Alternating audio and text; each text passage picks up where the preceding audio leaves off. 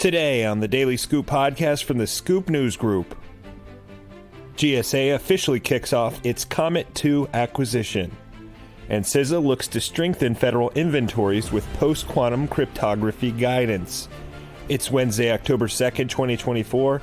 Welcome to the Daily Scoop podcast, where you'll hear the latest news and trends facing government leaders.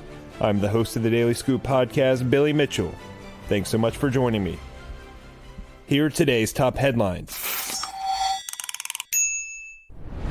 The General Services Administration is conducting market research through the agency's eBuy program for the CIO Modernization and Enterprise Transformation II, better known as the COMET II contract, which is anticipated to be worth up to $1 billion. The request for quotes, which was shared in an email with FedScoop, aims to provide industry with the draft COMET II performance work statement, as well as gain feedback on the initial task orders and that PWS.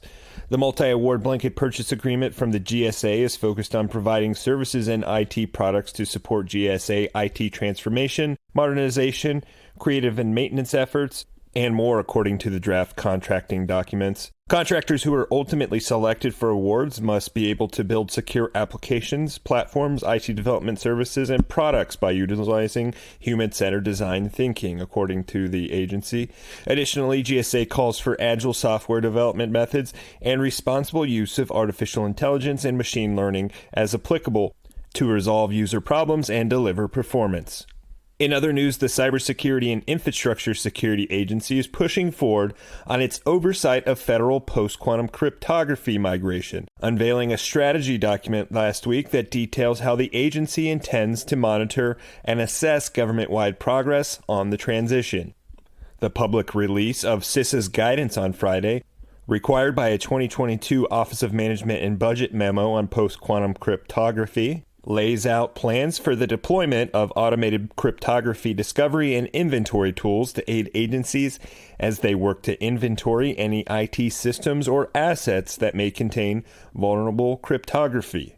The cyber agency said the ACDI tools will serve the purpose of automating the collection of the cryptographic characteristics required for the inventory and also be integrated with its continuous diagnostics and mitigation program.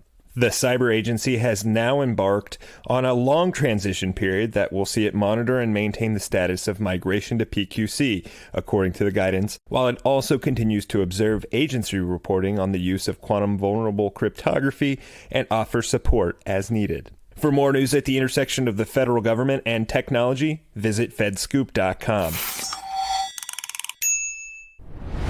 Thanks so much for tuning in to another episode of the Daily Scoop podcast, available on all podcast platforms. If you've already rated the podcast on your platform of choice, thanks so much. High ratings and good reviews of the show help more people to find it.